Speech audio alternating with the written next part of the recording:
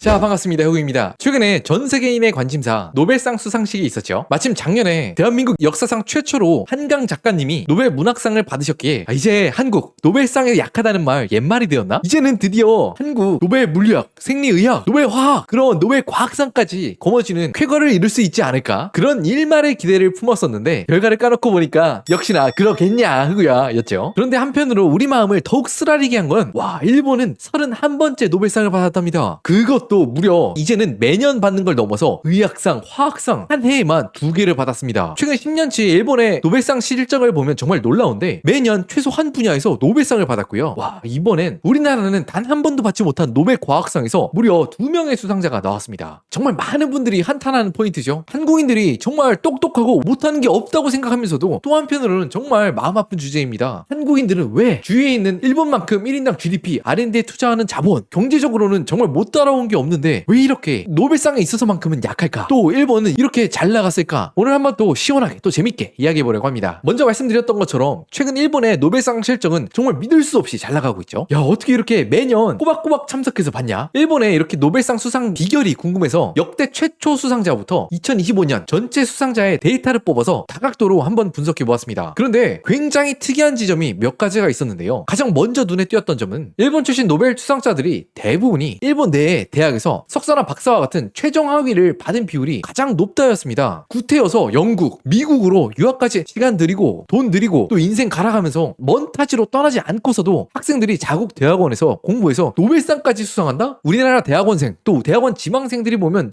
진짜 부럽기 정말 그지없는 일인 것 같습니다. 그리고 굉장히 또 신기했던 건 일본에서 가장 잘 나간다는 도쿄대와 교토대 출신 대학들만 노벨상을 수상했냐?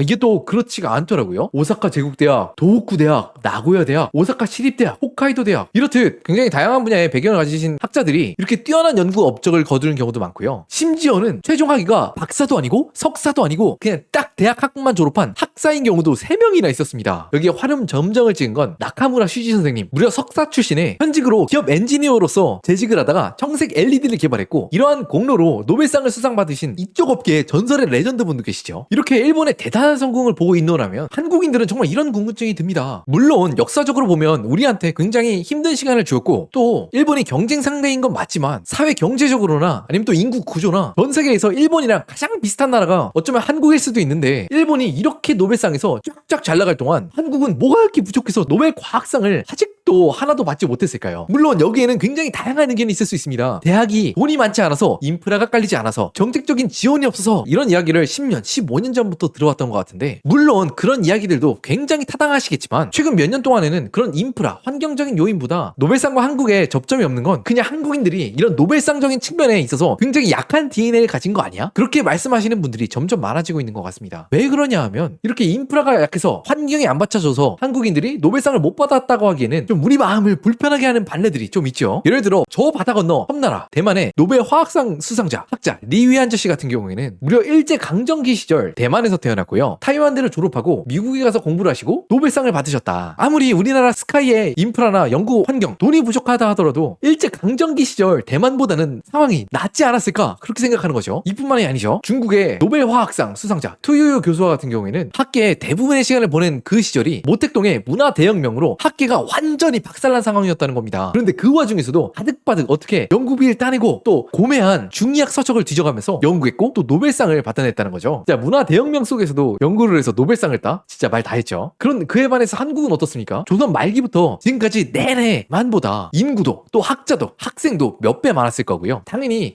그 당시에 일본 제국대학들 또 이후에 고등교육을 받은 머릿수도 훨씬 많았을 겁니다. 물론 한국의 인프라를 탓할 수는 있지만 그 이후에 마치 이승만 박사처럼 초기부터 아예 미국으로 나와서 그쪽에 학계 엘리트 코스를 받은 사람들도 있을 텐데 대한민국뿐만 아니라 미국 또 영국으로 내려간 교포 2세 3세까지 다 합쳐도 노벨 과학상이 하나도 없다는 게 진짜 좀 신기하고 이게 말이 되나 싶은 대목일 것 같은데요. 여기까지만 들으시면 이렇게 생각하실 수 있습니다. 진짜 궁금하죠? 아니 도대체 왜 한국인은 그 어렵다는 반도체도 잘 만들고 차도 이렇게 잘 만드는데 노벨상 연구 물론 어렵겠지만 그래도 우리들 중에 초천지도 있을 거 아니에요. 그런데 왜 지금까지 한 명도 없었을까요? 요즘에는 그래서 이런 이야기가 많이 공론화되고 대두되고 있는 것 같습니다. 겁니다. 노벨상은 애초에 한국인이랑 상성이 안 맞다. 사실 노벨상을 수상하는데 가장 중요한 기준은 그 연구가 해당 어떤 분야를 활짝 열어 제낀 어떤 최초의 연구여야 한다는 기준이 있다고 합니다. 어떤 분야를 완전히 창출했기 때문에 10년, 20년, 50년 후에는 그 분야를 통해서 훨씬 더 많은 연구나 응용이 쏟아져 나오는 그런 엄청난 임팩트가 있어야 한다. 그런데 사실 어떤 분야에서 간에 어떤 최초로 뭔가를 한다는 게 어디 쉽습니까? 사실 최초로 한다는 건 아무도 한 적이 없는 걸 해야 되기 때문에 많은 실패가 있을 수밖에 없고 돈이나 그렇게 시도하는 여건이 주어져야 된다는 거잖아요. 여기까지만 들으시면 감이 오실 겁니다. 한국은 이런 걸 해낼 수 있는 환경이 또 우리들 스스로가 좀 맞지가 않다. 한국 학계에선 이렇다는 거잖아요. 일단 남이 안 하는 걸 한다고 하면 연구비를 애초에 못 받는다. 정말 운이 좋아서 연구비를 좀 설사 받았다고 하더라도 한 1, 2년, 2, 3년 하다 보면 그거 안 될 것 같은데 미안합니다. 앞으로는 연구비 못 줘요 하고 연구비를 탈랑 제껴버린다. 게다가 이게 돈이 됩니까? 돈이 안 되면 바로 줘봐야 되는 거 아니에요? 이렇게 시비도 계속 들어온다고 하고요. 단기적인 어떤 효율에 채찍질하는 게 한국인들 간에서 너무나 당연하고 중요한 일이기 때문에 장기 안목을 가지는 연구를 하는 게 너무나 어렵다. 올해 일본에서 생리의학상을 수상하신 사가구치 시몬 교수님의 사례를 봐도 이런 사례가 정말 여실히 드러나는 것 같은데 이분은 우리의 면역 반응에서 가장 중요한 역할을 한다는 조절 T세포의 존재와 또 그 작동 메커니즘을 연구하신 분이라고 하시죠. 당연히 인류에 알려지지 않은 세포를 조명을 시도했기 때문에 처음에 그런 게 존재하지도 모르는데 그런 연구를 왜 해? 이렇게 학계에서도 주위 연구자들한테도 반응이 굉장히 싸늘했다고 합니다. 10년 동안 어떤 학술지에도 배제가 된 적도 없다고 하고요. 당연히 연구비를 받기 어려운 형편이다 보니까 자신의 아내가 연구조수로서 역할을 도와주면서 심지어는 실험용 쥐까지 아내가 키워줬다고 하죠. 그런데 놀라운 건 이렇게 어려운 환경 속에서 아끼고 아껴가면서 연구를 계속했던 이 교수님의 원래 직업이 의사셨다는 겁니다. 그러니까 이렇게 어려운 환경에서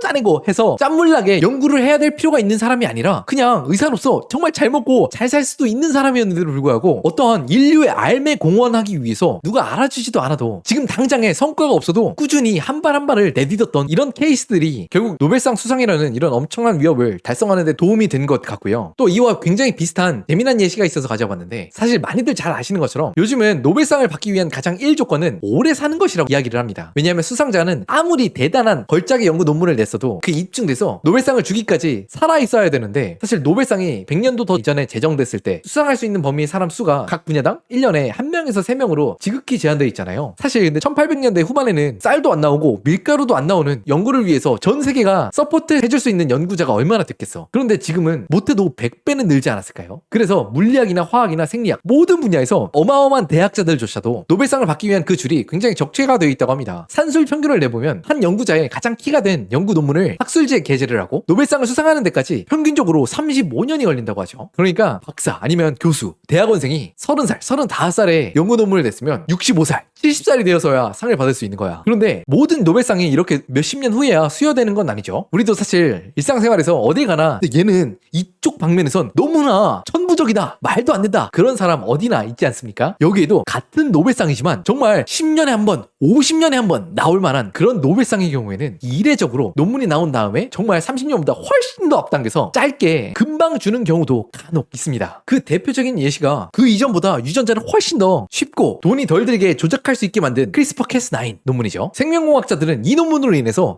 이제 생명공학에 새로운 지평이 열렸다 라고까지 극찬을 하는 논문인데 평균 35년 걸린다는 노벨 생리학 분야에서 무려 이분은 8년 만에 노벨상을 받게 되었습니다. 그러니까 얼마나 뛰어난 논문이었는지 감이 오시죠? 그럼 이 기록이 21세기 들어서 거의 역대 최단기 수준이냐? 그건 또 아니죠. 바로 그거보다 몇 년 앞에 이것도 일본인이야? 진짜 일본 엄청나다. 성체세포의 역분화라는 논문으로 노벨 생리학상을 무려 6년 만에 탄 야마나카 시냐라는 교수님이 계십니다. 이분의 연구 논문이 체세포를 줄기세포로 돌이킬 수 있게 만드는 인자 4개와 그 메커니즘을 규명한 사람인데 쉽게 말해서 이분이지 않습니까? 이분은 생식세포로 줄기세포를 만들 수 있는 능력을 갖췄다고 주장을 가진 사람입니다. 근데 야마나카 시냐 이분은 도덕적으로나 아니면 기술적으로나 생식세포를 가지고 줄기세포를 만드는 건 조금 문제가 있거든요. 그런데 야마나카 시냐는 생식세포가 아니라 우리 몸에 그 어디서나 발견될 수 있는 체세포를 통해서 줄기세포로 역분화하는 데 성공했다는 겁니다. 그리고 황우석 씨는 결국 법원 판결로는 그런 기술이 없다라고 판결을 받았지만 야마나카 시냐 씨는 진짜였죠. 우리 인류가 발견한 모든 생리학적 발견 중에 21세기에 가장 뛰어난 발견이라고 꼽히는 이 야마나카 시냐 씨도 탄탄대로만을 거는 게 전혀 아니었습니다. 무려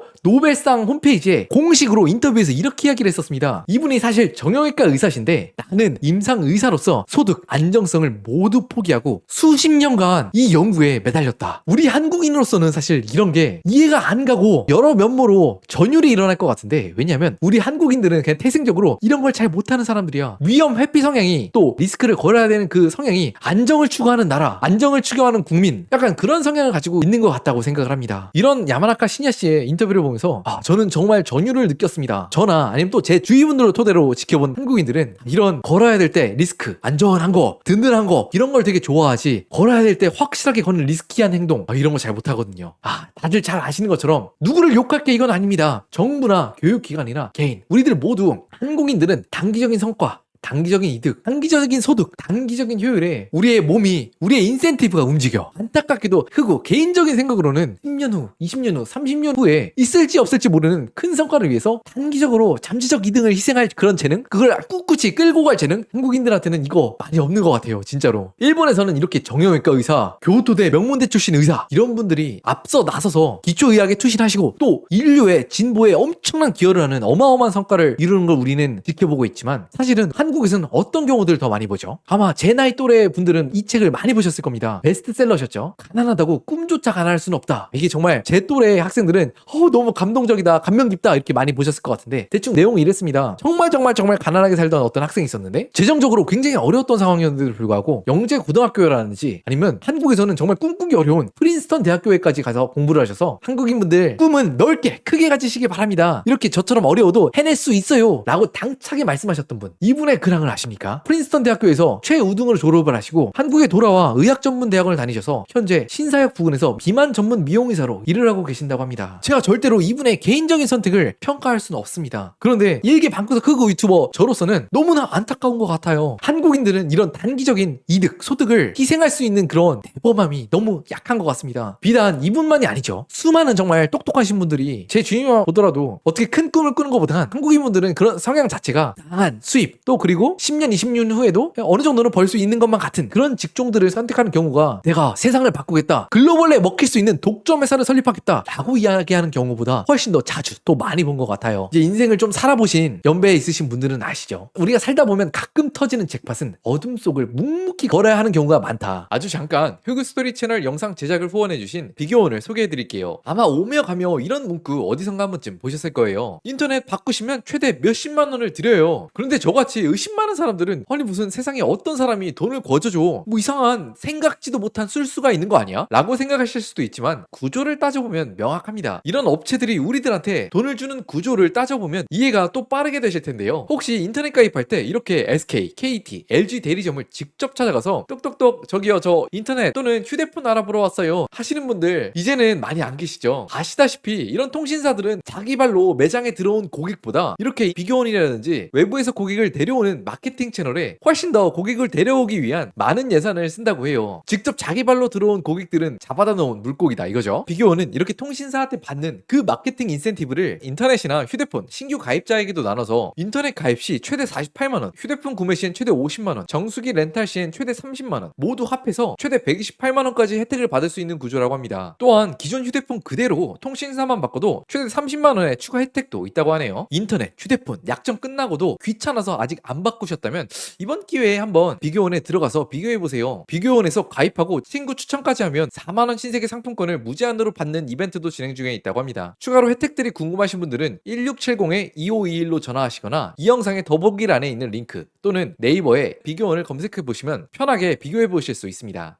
참고로 흑우스토리 채널을 보고 전화했다고 말씀하시면 저희 흑우스토리 채널 시청자분들만을 위한 한 가지 추가 혜택을 더 드린다고 하니까 잊지 마시고 꼭 말씀해주세요. 한국이 요즘에 이렇게 내수 경기가 침착되어 있는 상황에도 수출이 정말 잘 되고 있다고 하는데, 그게 다 뭡니까? 대부분 반도체나 자동차죠. 그런데 그 반도체 제국을 이루기 위해서 사실상 한국 경제를 이끌었던 몇 명의 엄청난 해안을 가졌던 사람들이 초기 당시에는 어땠습니까? 한국 반도체 산업 어마어마한 적자를 감수해야 됐죠. 이건희 씨의 회고를 제가 읽어보니까 1980년대에 지금 돈으로 한 달에 적자만 몇백억씩 났대. 그런데도 배에 힘 꽉 주고 2년 3년 버티면 무조건 기회가 온다, 그리고 이 기회는 무조건 잡아야 된다. 요즘에는 그런 멀리 보고 한국의 미래를 이끌어줄 수 있는 리더가 어느 분야를 막론하고 많이 보이지 않는 것 같아서 참 아쉬운 대목이라고도 생각을 하고요. 뭐 물론 이렇게 생각하실 수도 있습니다. 야 누구야 노벨상 그거 받아서 누구 밥 먹여주냐? 각자가 서로 잘하는 분야가 있을 거 아니야. 괜히 노벨상 없다고 우리 바보예요 멍청해요 우리 진짜 아무것도 안 될 거예요 이런 노벨상 컴플렉스에 빠져있지 말고 그냥 누가 새로운 거 발견하면 그것만 바짝 따라가는 패스팅 팔로잉 전략? 한국인들이 그거 진짜 잘하잖아. 그것만 잘하는 것도 어디야? 우리 그냥 잘하는 거에 잘하자. 그런 의견도 있는 것 같습니다. 물론 이것도 일견 타당한 의견이라고 생각을 하고요. 또 한편으로는 이렇게 생각하실 수 있을 것 같습니다. 흑우야 물리학, 화학, 생리학, 의학 이런 노벨상들 연구 논문이 나오고 평균 상을 수상하는 데까지 30몇 년이 걸렸다고? 게다가 일본 노벨상 받은 연구 논문 발표일들을 보면 대부분 그 논문이 게재됐던 연도가 일본의 역사상 최고의 황금기였다는 1960년대에서 80년대 사이에 몰려있네. 야 그러면 우리나라도 어쩌면 이제 80년대, 90년대, 00년대에 쌓였던 그런 최고의 논문들이 앞으로 폭발적으로 터져나와서 한국 노벨 과학상도 머지않은 거 아니야? 라고 생각하실 수 있겠지만 정말 마음이 아프게도 학계에서는 그보다 10년, 20년 후부터는 한국보다는 중국 노벨상이 쏟아질 가능성이 훨씬 더 높다. 그렇게 보고 있는 것 같습니다. 실제로 여러 지표들을 찾아봐도 이런 이야기와 맥락이 상통하는데 어떤 논문이 얼마만큼의 가치를 지니는지는 굉장히 여러 지표가 있다고 하지만 그 중에서도 가장 많이 꼽히는 건 이 논문이 전 세계적으로 명망 있는 연구자들의 논문에 의해서 얼마나 자주 인용되고 있느냐이죠. 글로벌 피인용 상위 10% 안에 드는 논문 수순위 일본이 그런 경제 황금기에 있었을 때에는 미국, 영국, 독일을 바로 뒤에 있는 글로벌 3등, 4등을 왔다 갔다 했었다고 합니다. 그런데 최근엔 이렇게 쭉 떨어지는 모습을 보여주고 있죠. 물론 한국도 옛날보다는 확실히 힘을 내면서 전 세계 선진국 중에서도 중상위권으로 올라오고 있기는 하지만 이거보다 훨씬 더 빠른 모습을 보여주는 건 중국이라고 합니다. 중국이 그냥 최상위권 그룹에 들어온 게 아니라 이제는 거의 미국을 위협할 정도라고 해요. 여기서 이런 생각이 들 수 있죠. 야 흑우야 너 바보냐? 미국의 진짜 힘은 상위 10% 정도가 아니라 0.1%에서 나오는 거야. 그런데 전 세계 피인용 지수 1% 안에서도 중국이 미국을 소폭 추월하고 있다고 해요. 최상위 논문 구간에서도. 물론 이렇게 생각하실 수 있어요. 야 흑우야 너 걔네 논문 스케일들 모르냐? 논문들 조작 너무 많아. 그래서 양, 리, 쓴 막 이렇게 중국 성으로 나온 연구 논문은 그냥 제끼고 보는 학자들도 있어 라고 생각하실 수도 있고요. 야 걔네들도 조작의 달인들 아니냐. 서로 친한 사람들 아니면 뭐 학계 제자 이런 애들끼리 서로 인용해주는 경우가 너무 많아서 이거 신뢰할 수가 없다 라고 이야기하실 수 있겠지만 또 한편에선 최근에 탑 학술지에 게재되는 가장 핫한 분야 예컨대 AI 분야에서 최상위 논문에 공동 저자로 중국인 이름이 나오지 않는 경우가 오히려 더 드물다 이렇게까지 이야기하시는 경우도 있는 것 같고요. 그런데 정말 통탄스러운 건 일본이 황금기를 거쳐서 쇠퇴하고 있다곤 하더라도 그 유산으로 몇십 년 동안이나 노벨상 수상자를 배출했는데 한국은 그런 영광을 맛보기도 전에 학계가 완전히 빠르게 무너지고 있는 것 같다고 합니다. 제가 여러 번 이것 관련해서 한국 대학의 연구 경쟁력이나 교수님들이 왜 한국을 떠나시는지에 대해서 이야기를 드렸었는데요. 최근에도 또 한국 대학들이 경쟁력이 진짜 낮아졌구나 보여주는 기사가 있었죠. 서울대 신입 교수로 채용이 합격된 교수님들이 14분이 무더기로 임용을 포기했다고 합니다. 진짜 이게 10년 전, 20년 전만 하더라도 상상도 할 수 없었던 일이거든요. 미국의 정말 최상위권 대학이라고 하더라도 한국으로 돌아와서 한국 학생들의 후학을 양성하겠다, 나라에 이바지하겠다 그런 교수님들이 굉장히 많았었는데 요즘에는 특정 분야에만 국한된 게 아니라 대연대, 공대, 컴공, 산업공학과, 경제학부 이런 모든 분야에 걸쳐서 서울대를 택하지 않는 젊은 탑급 연구자들이 늘어나고 있다고 합니다. 아마 많이들 보셨죠? 한국은 더 이상 인재를 유입되는 나라가 아니라 계속해서 유출되고 있고요. 그 정도도 전 세계 선진국들 중에서도 꼴찌 그룹에 있다고 합니다. 어떻게 38개국 중에 35위냐. 정말 2010년대까지만 하더라도 한국이 정말 자랑스러운 나라고 강력한 성장을 보여주었다고 생각을 하는데 최근에 이렇게 성장이 저성장 국면으로 가면서 우리가 보지 못했던 약간 여러 가지 모순들이 드러나는 게 한국 사회가 좀 아닌가 생각이 좀 들고요. 너무 늦지 않게 이런 것들이 좀 문제들이 해결되고 해결되지 못하더라도 우리들이 그런 상황들을 직시하고 또 해결해 나가는 방향으로 걸어 나가는 게 맞지 않을까 그런 생각에서 오늘 영상을 준비해 보았습니다. 한국에선 정말 우리가 엄청나게 염원해 왔지만 결코 나오지 않는 노벨 과학상 한국인 수상자 여러분들은 이 주제에 대해서 어떻게 생각하시나요? 아래 댓글창에 편하게 여러분의 생각을 남겨주세요.